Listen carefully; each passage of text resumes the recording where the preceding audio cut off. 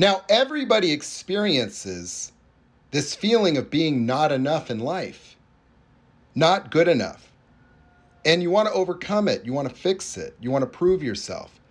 But what you want to also see is that not good enough is something that is always with you, even when you're not triggered. You see, your triggers, like the avoidance of failure, the avoidance of rejection, the feeling of being not good enough, are so powerfully impactful on you that you actually avoid them. And the reason you avoid them is that all triggers are fight or flight reactions that are programmed backwards, where powerful emotions pertaining to your own experience of yourself transform you. And when they transform you, they also cause confusion. It causes this sensation that there's something wrong with you that you need to fix, change, or overcome.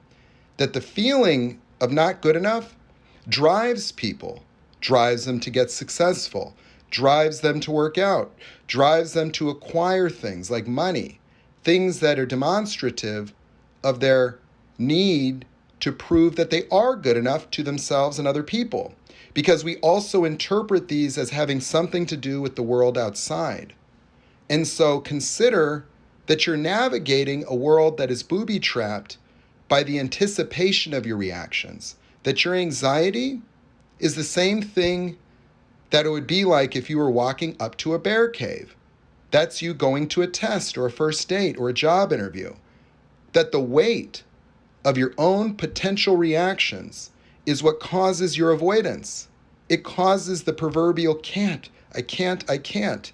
And when you think that you can't, then you see that there's another trigger there, that you're not enough or you're broken, or there's just something wrong with you. But the something wrong with me is the something wrong here that is the first stage of fight or flight for animals, that has them inspect the outside world.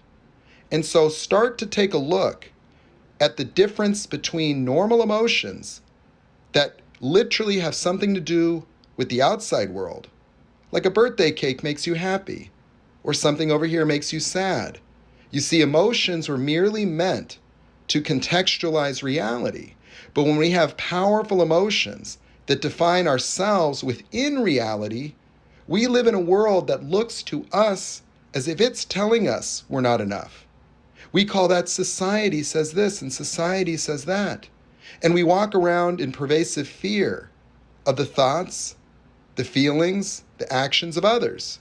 And these powerful triggers come up and they allow us to be manipulated, dominated, controlled, shut down, guilt-tripped. Because when they get activated, it reduces your consciousness in the same way that an animal goes into tunnel vision. You go into tunnel vision around you. Because me is the threat. You being rejected, you being not good enough, you being abandoned, you being worthless, you being unworthy, you being broken, you being abandoned and alone. And so you're always trying to overcome and fix your own emotional states about yourself, and you're trying to build self-esteem. You're trying to get rid of your insecurities. You're trying to stack the deck. You're trying to aspire.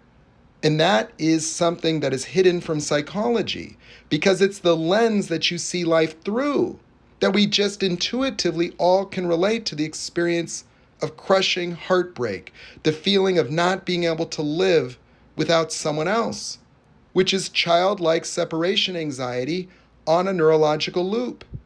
A notion of brokenness and something's wrong with me, causing pervasive rumination, where you use your imagination to then trigger yourself by looking at past experiences that triggered you.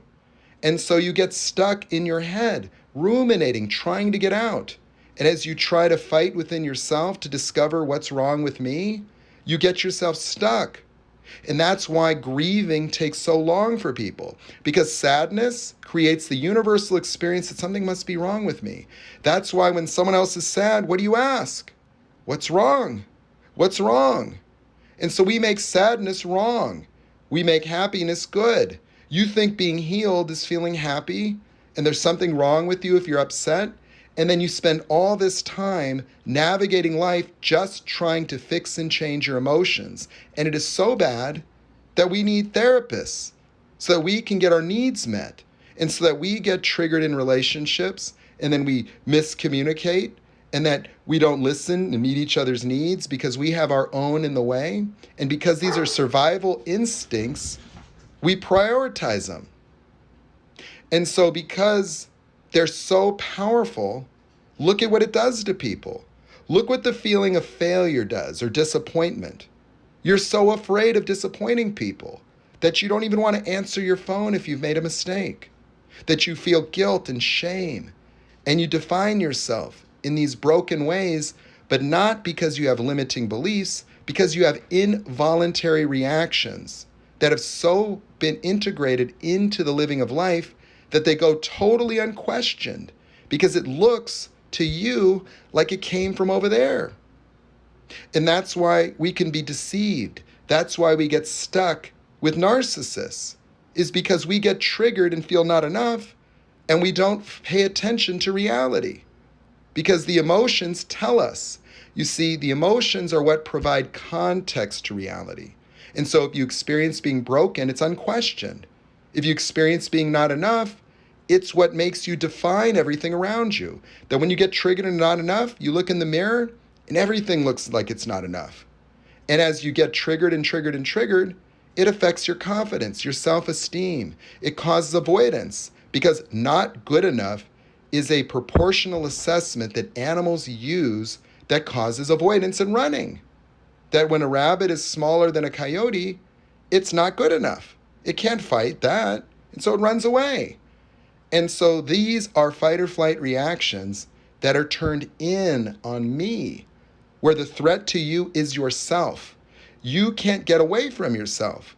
And so that's like taking a coyote and bringing it into captivity, where it stays in pervasive anxiety, being triggered everywhere it looks, because you're triggered everywhere you look.